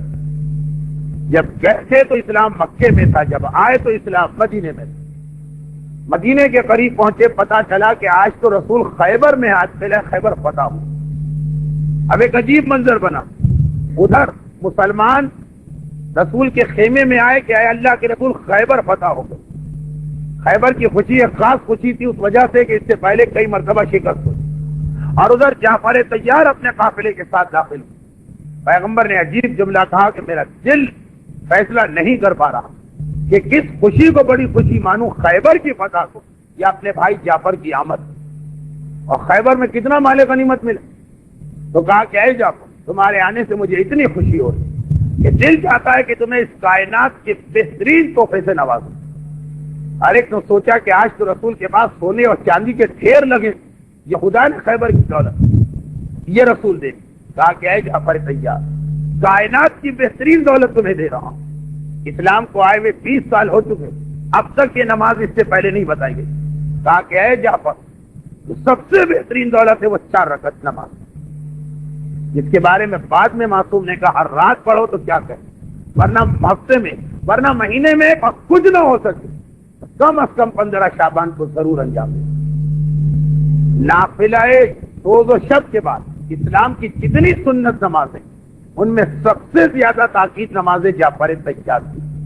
نماز غفیلہ اور نماز شب قدر سے زیادہ تاکید. نماز غفیلہ کے لیے لفظ ہے کہ یہ مستحب، اور نماز جعفر طیار کے لیے اصطلاح ہے آغا خوئی اور امام خمینی کی کہ یہ سنت مؤکدہ اہم ترین نمازوں. یہ کل رات کی اس کی خصوصیت آئی، اس کے ترک نہ کر. نماز جعفر طیار جو 4 رکعت نماز ہے مگر 2 رکعت کر کے پڑھی جاتی ہے، یعنی ظہر کی طرح نہیں بلکہ 2 فجر کی طرح. البتہ اس فرق کے ساتھ کہ اس کی ہر رکعت میں جو باقی نماز پڑھنا ہے وہ پڑھے. 75 مرتبہ تسبیحات اربع پڑھنا پڑتی ہے، سبحان اللہ والحمد للہ ولا الہ الا اللہ واللہ اکبر. 75 پہلی رکعت میں، 75 دوسری رکعت 150. دوسری دفعہ یہ نماز شروع کی 75 پہلی اور 75 دوسری، 3 150 اور 150. وہ 75 بھی اکٹھا نہیں. الحمد سورے کے بعد رکوع میں جانا نہیں جائے. سورہ ختم کی آپ نے انا انزلنا کا یا قل هو اللہ کا 15 مرتبہ تسبیحات اربع پڑھ.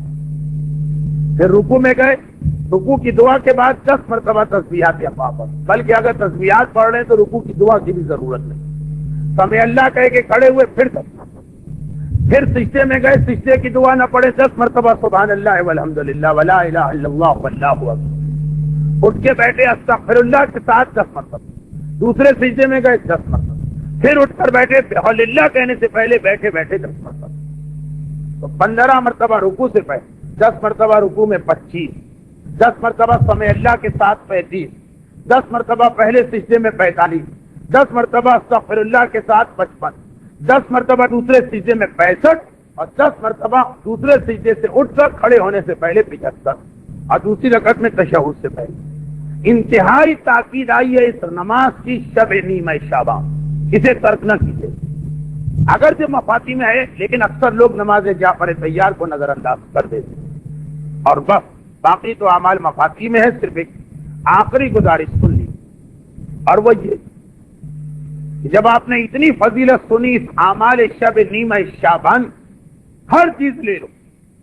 دولت چاہیے تو دولت لے لو، رزق حلال چاہیے تو رزق حلال لے لو، دشمنوں سے حفاظت چاہیے تو وہ مل رہی، خاندانی جھگڑوں سے نجات چاہیے تو وہ حاضر، ذہنی سکون چاہیے تو وہ حاضر، کسی کی شادی کا مسئلہ ہے تو وہ حاضر، اولاد کا مسئلہ ہے تو وہ حاضر. ہاتھ نعمت کل تمہارے لیے، اور سب کو مانگو. دعاؤں میں کنجوسی کرنے کی ضرورت نہیں، البتہ جو سب سے اہم دعا مانگو، چاہے شروع میں، چاہے بیچ میں، چاہے آخر میں، وہ یہ کہ جب ساری نعمتیں مانگ رہے تو اتممت علیکم نعمتی، جسے خدا نے اپنی سب سے بڑی نعمت قرار دیا، ظہور امام کی دعا ضرور کرنا، کیونکہ کل کی رات انہی کی ولادت کی رات، اور یہ خیال کر کے کہ کل کی رات ولادت امام کی رات، جتنے بھی اعمال مفاتی میں لکھے، جس میں خصوصاً غسل، خاص 15 شعبان والی زیارت امام حسین علیہ الصلوۃ والسلام، دعائے کمیل، نماز جعفر طیار، اس کے بعد کچھ اعمال خاص اپنے امام زمانہ کے حوالے سے انجام، خاص کچھ اعمال کل امام کو بھی یاد کرنا، ان کے حوالے سے کچھ خاص اعمال انجام دینا، جس میں جو سب سے پہلا عمل وہ تو آج کل ہر ایک کو معلوم ہو چکا، لیکن پھر توجہ کے ساتھ اس میں شرکت کیجیے، یعنی دعائے دعا، عظیم دعا ہے، عجیب دعا، اس کا ترجمہ ہی آدمی پڑھ لے تو یقین ہو جاتا کہ واقعی یہ دعا تو ہمیں دن اور رات پڑھنا چاہیے، دعا جس میں انسان رو کے اور گڑ گڑا کے اپنے امام کو یاد کرتا ہے اور ان کے ظہور کی دعا مانگتا، بہت ہی اہم دعا ہے دعائے دعا۔ الحمدللہ بعض مذہبی تنظیمیں اس کے اجتماعات منعقد کر رہی ہیں، لیکن چونکہ ہمارے اکثر خواتین کا اجتماعات میں جانے کا موقع کم بنتا، ان کو بھی یہ اعمال پتہ چلنا چاہیے کہ کل جو اعمال وقت دعائے دعا کو فراموش نہ کریں، کیونکہ یہ اتنی مشہور ہو چکی ہے کہ اس لیے میں اس کی تفصیل میں نہیں جا رہا۔ اس کے بعد خاص 2 زیارتیں ہیں امام زمانہ کی، امام مظلوم کی تو زیارت ہے، ہمارے زمانے کے امام کی زیارت ہے۔ اچھا، امام زمانہ کی بہت ساری زیارتیں کتابوں میں آئی، ہندوستان اور پاکستان میں امام زمانہ کا ذکر کم ہوتا رہا ہے طویل عرصے تک، تو کیا ہو مراجع مجتہدین علماء اس موضوع پہ سب سے زیادہ قلم اٹھاتے رہے، بہت ساری زیارتیں، لیکن خاص الخاص جو 2 زیارتیں امام زمانہ کی وہ ہمارے یہاں کم پڑھی جاتی، جس کی سب سے زیادہ تاکید، ایک ہے وہ زیارت جو ان معنوں میں باقی زیارتوں سے ہٹ کر کہ اس میں بیچ زیارت میں امام آپ کی حاجتیں بھی پوری کرتے، یعنی زیارت کے بیچ میں رک کے اپنی حاجت پیش کرنا ہوتی، بہت ہی اہم زیارت، کیونکہ اس میں امام کی خدمت میں حاجت بھی پیش کرنا، اسی لیے بعض علماء نے اسے زیارت امام لکھا ہے، بعض نے اسے استغاثہ بحضور امام لکھا۔ وہی سلام اللہ الکامل التام الشامل، یہ جو شروع ہوتی ہے سلام اللہ الکامل التام الشامل، یہاں سے وہ جو زیارت شروع ہو رہی، سلام کے لفظ سے شروع ہو رہی، یہ زیارت شیخ عباس قمی نے مفاتیح الجنہ، یہاں دعائیں ساری ہیں، دعائے سماعت و دعائے مجنون اس کے بالکل آخر میں لکھی، یعنی یہ آپ کو زیارت ملے گی مفاتیح میں، جہاں دعاؤں کا اختتام ہے مناجات 15، 15 مناجات سے بالکل پہلے والی یہ زیارت، اس زیارت کے بعد 15 مناجات، اس کے بعد اعمال رجب شروع ہو جاتے ہیں، ایک تو دعائے نطبہ، دوسرے دعائے زیارت سلام اللہ الکامل التام الشامل، 15 شعبان کو اسے نظر انداز نہ کیجیے، اور تیسری زیارت علی یاسین، جس کے بارے میں ان علماء جن کا اسپیشلائزیشن تھا کہ غیبت کبریٰ میں امام سے ملاقات کس طرح ہو، اور اگر کسی وجہ سے ہم امام سے ملاقات نہ کر پائیں، یعنی ہماری کوئی روحانی خرابی، تو کم از کم امام ہمارے گھر اور اجتماع میں آ جائیں۔ جنہوں نے اس موضوع پہ اسپیشلائزیشن کیا، جن کی زندگیاں اس تحقیق میں گزری، ان کا کہنا کہ زیارت آل یاسین سے زیادہ ہم نے اور کوئی زیارت مجرب نہیں پائی۔ مجرب کا مقصد ہمارا خود تجربہ، کہ جہاں یہ زیارت پڑھی جاتی یہاں وہاں زیارت امام روبرو مل جاتی، یا کم از کم امام وہاں اس طرح تشریف لاتے ہیں کہ جو روحانیت والا ہو، گناہ سے پاک، وہ محسوس کر لیتا ہے کہ اس اجتماع کوئی آیا، پتہ نہیں چلتا کون آیا، مگر خود بخود اجتماع کی نورانیت بڑھ جاتی۔ زیارت آل یاسین، امام زمانہ کی یہ زیارت ہمارے یہاں بہت کم رائج ہے، لیکن فضیلت اور اس حوالے سے کہ کیا امام سے تم براہ راست ملو، اتنے سارے لوگ جو امام سے ملے، واقعات سے کتابیں چھلک رہی، وہ کون سا عمل کر کے ملے؟ ٹھیک ہے، مراجع اور مجتہدین کے کو تو ایگزامٹ کیجیے، ان کا اپنا عہدہ اتنا بڑا جو عام آدمی ملتے، سبزی فروش کا واقعہ، کپڑا فروش کا واقعہ ہے، پارچہ فروش، رسائی کا واقعہ، مسجد کے خادم کا واقعہ ہے کہ امام سے مل، تو وہ کون سا عمل جو یہ امام سے پھیلا دیتا ہے یا کم از کم امام کو آپ کے گھر میں لے آتا، چاہے محسوس نہ ہو لیکن ایک روحانی، وہ زیارت آل یاسین۔ تو امام مظلوم کی زیارت وارثہ کے ساتھ خاص 15 شعبان کی ایک زیارت ہے، وہ مفاتیح، اور امام زمانہ کی جو مخصوص 2 زیارتیں، سلام اللہ الکامل التام الشامل مفاتیح میں، اور زیارت آل یاسین یہ شاید مفاتیح میں نہیں، یہ 2 خصوصی زیارتیں۔ اور آخری چیز، یہ ہمارے اس عقیدے کا بھی امتحان کہ ہم نے کیا امام کے وجود کا عقیدہ رکھا ہے کہ نہیں۔ دیکھیں یہ ایک الگ عقیدہ ہے کہ امام آئیں، یہ سارے مسلمانوں کا عقیدہ، مگر کیا اس وقت بھی امام ہیں یا چونکہ آئیں گے تو پیدا بھی بعد میں ہوں؟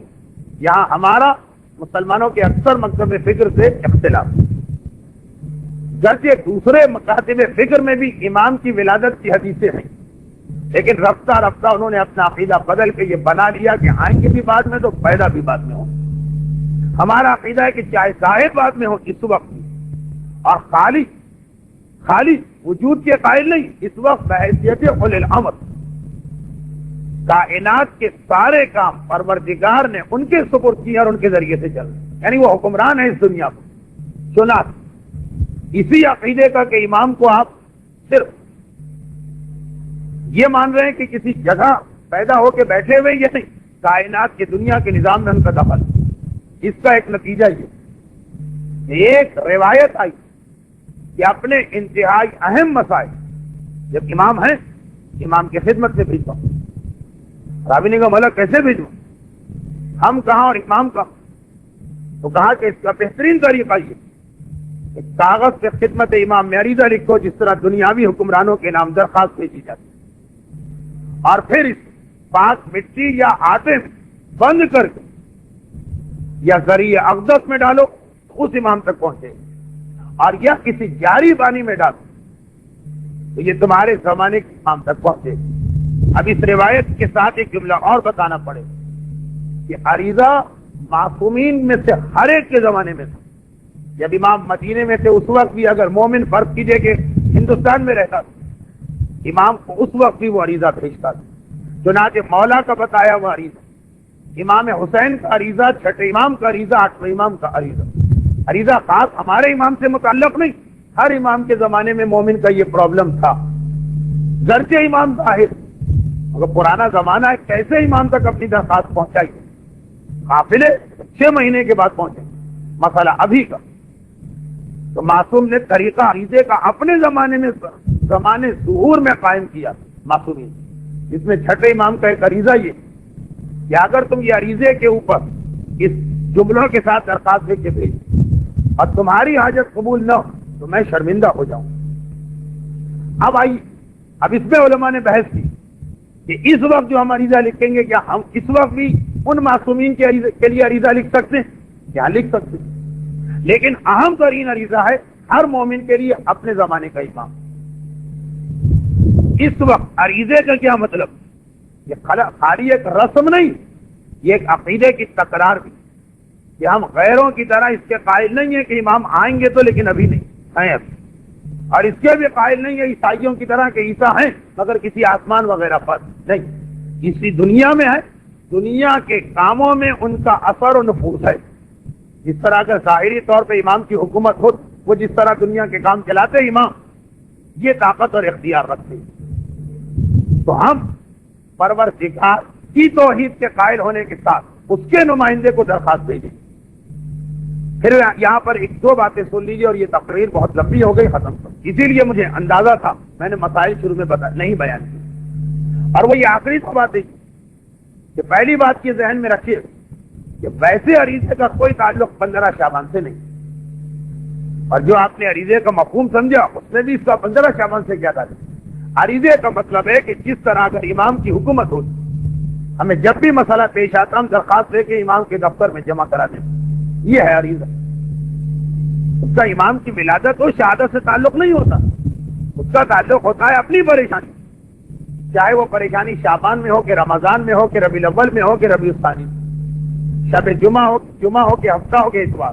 عریضہ سارے سال کا ایک عمل، لیکن 15 شعبان چونکہ اس امام کی ولادت کی رات جو غائب ہے، اور جو آنکھوں سے غائب ہو جائے عقیدہ کمزور پڑنے لگتا، اس لیے خصوصیت کے ساتھ کہا گیا کہ 15 شعبان، فرض کریں کہ ہمیں کوئی پرابلم نہیں، اگر کہ ایسا ہو نہیں سکتا، پھر بھی عریضہ ڈالو تاکہ وہ عقیدہ تازہ ہوتا رہے کہ ہم امام کے وجود کے قائل ہیں اور امام کو اس وقت بھی اولي الامر مانتے ہیں، جن کا امر، جن کا حکم کائنات میں چلتا ہے۔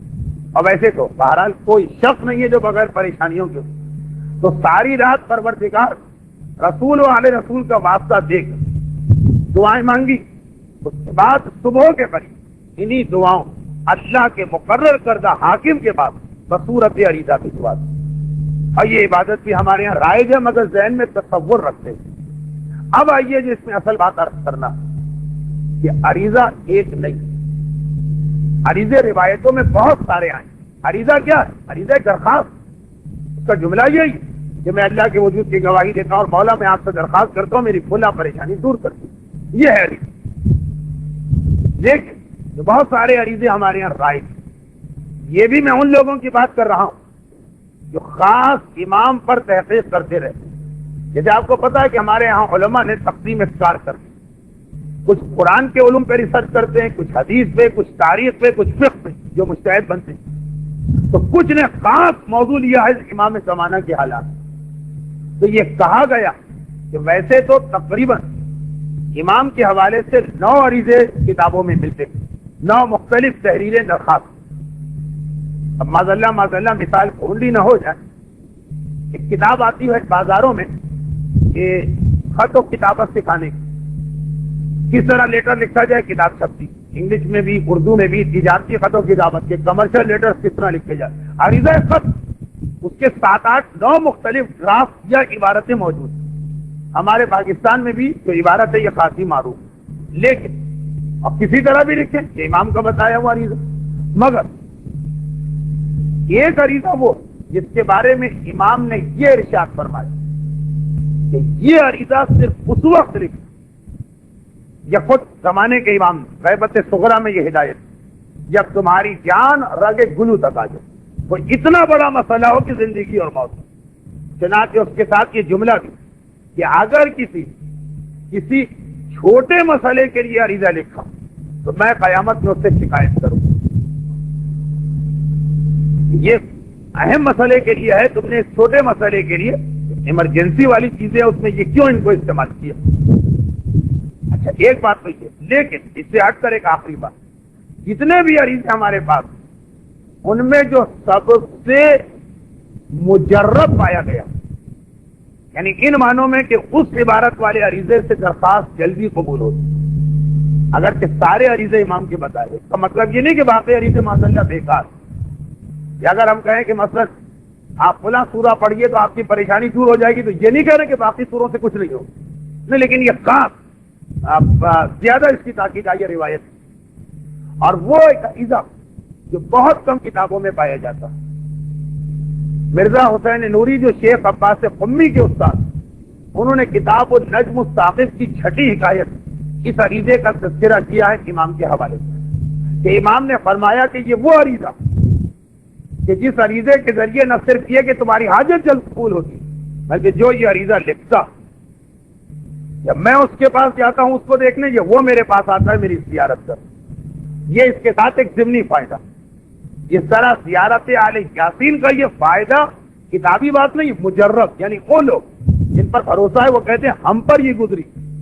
عریضوں میں سے کس عریضے کے بارے میں تجربہ ہے علماء، یہ والا عریضہ جو عموماً کتابوں جو چھپا ہوا آتا ہے وہ نہیں ملتا، اس یہ خاص عریضہ ہے کہ جس کے بارے میں کہ حاجت بھی جلدی قبول ہوتی، اور اس عریضے کی وجہ سے زیارت بھی ہوتی، یعنی چاہے آپ نے عریضے میں یہ درخواست نہ لکھی ہو کہ مولا میں آپ کی زیارت کرنا چاہتا ہوں، مگر اس عریضے کا ایک فائدہ، اور خاص یہ وہ عریضہ جس کے بارے میں یہ بھی امام نے کہا کہ اگر اپنے لیے نہیں لکھ رہے کسی اور کے لیے لکھ رہے تو یہ بھی صحیح۔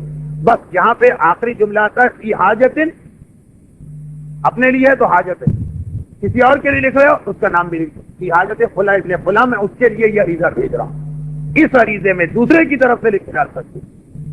اب یہ عریضہ اس اعتبار سے بہت ہے، اور ایک بات اس عریضے کے بارے میں اور سن لیجیے وہ یہ کہ عام طور پر جتنے بھی عریضے وہ جناب حسین ابن روح کے نام سے دریا میں ڈالے جاتے ہیں، جو امام کے چوتھے نائب، تیسرے نائب۔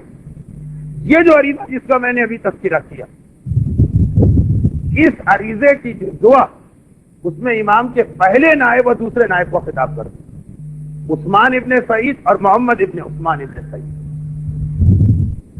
کہ عام جو ہمارے حسین ابن روح کا ذکر ہے وہ ہے وہ بھی امام نے کہا، اس عریضے کے ان سے ہٹ کر پہلے اور دوسرے نائب کا نام لیا جاتا ہے۔ خوش قسمتی سے اردو میں کتاب ایسی ہے کہ جس کے اندر یہ عریضہ موجود ہے، بلکہ اب تو 2 کتابوں میں موجود ہے، دوسری کتاب کا بھی ترجمہ ہو گیا۔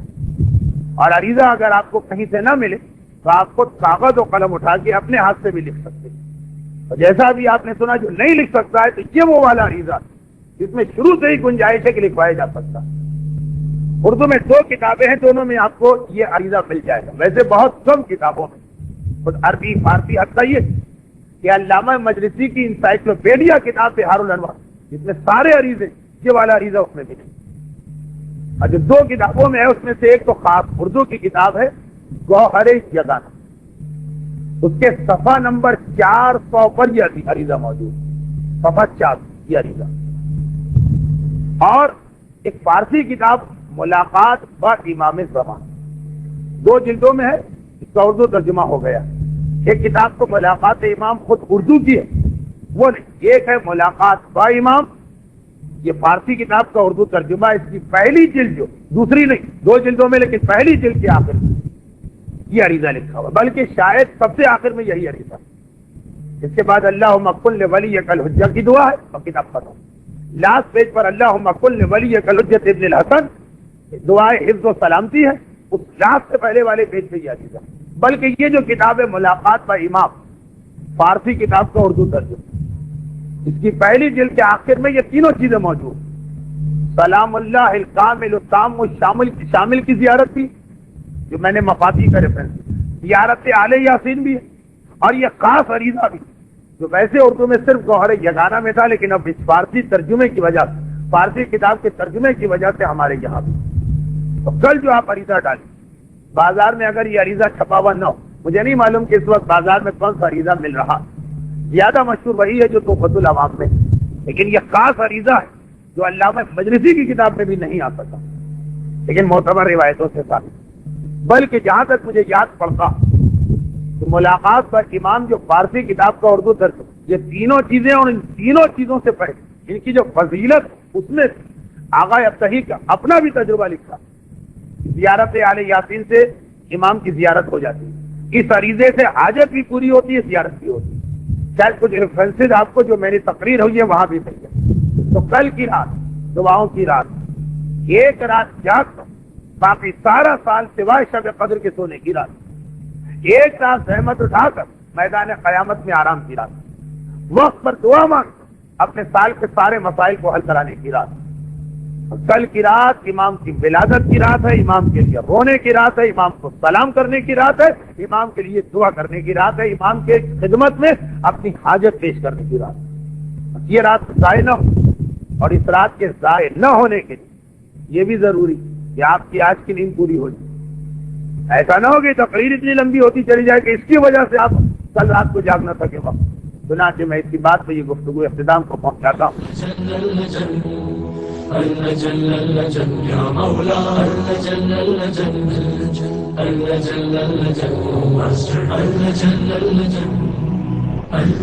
يا صاحب الزمان